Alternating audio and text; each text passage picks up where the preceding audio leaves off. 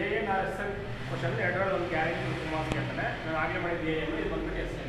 Find the sum of first 10 terms of the arithmetic formulation 3, 7, 11 using the formula ಅಂತ ಕೊಟ್ಟಿರ್ತಾರೆ. ನಾನು ಕೊಟ್ಟಿದ್ದೀನಿ. ಇದರ ಅರ್ಥ ಏನಪ್ಪ ಅಂದರೆ ಫಸ್ಟ್ ನಾವು sum of first 10 terms find out ಮಾಡಬೇಕಂದ್ರೆ S10 ಫೈಂಡ್ ಔಟ್ ಮಾಡಬೇಕು. S10 10 ಈ ಒಂದು ಏನು ಗೊತ್ತಿದೆ S10 question mark S10 find out ಮಾಡಬೇಕು.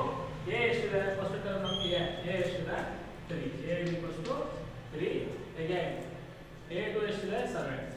C is equals to A2 minus A1 ಅಂತ. ಇಲ್ಲಿ ನೋಡಿ ಫಸ್ಟ್ ಟರ್ಮ್ ನ A1 ನ A ಅಂತ ಬರೀತೀವಿ, ಸೆಕೆಂಡ್ ಟರ್ಮ್ ನ A2 ಅಂತ ಬರೀತೀವಿ. A2 minus A1 ಅಂದ್ರೆ second term 7 minus first term 3. 7 minus 3 ಎಷ್ಟು 4. D ವ್ಯಾಲ್ಯೂ 4 ಬಂದಿದೆ. A ವ್ಯಾಲ್ಯೂ ಬಂದಿದೆ. SN ಫಾರ್ಮುಲಾ ಬರೀತೀವಿ. SN is equals to n/2 2A plus n minus 1 into D ಅಂತ ಬರುತ್ತೆ.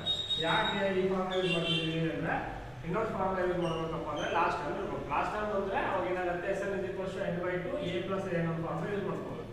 ಏನಾಗಿದೆ n ವ್ಯಾಲ್ಯೂ ಎಷ್ಟು n ವ್ಯಾಲ್ಯೂ ಬಂದ್ಬಿಟ್ಟು 10 ನಾವು ಫೈಂಡ್ ಔಟ್ ಮಾಡೋ n ವ್ಯಾಲ್ಯೂ ಏನಂದರೆ S10 is equals to n value ಎಷ್ಟು 10 divided by 2 into A value ಎಷ್ಟು A ವ್ಯಾಲ್ಯೂ 3 ಇದೆ into n value 10 minus 1 into D ಅಂದರೆ ಎಷ್ಟು 4. ನೋಡಿ 2 1 2 5 10 5 into ಬ್ರಾಕೆಟ್ ಸಿಂಪ್ಲಿಫೈ ಮಾಡಬೇಕು. 2 3 6 ಆಗುತ್ತೆ plus 10 minus 1 9 into 4 5 into 6 plus 9 4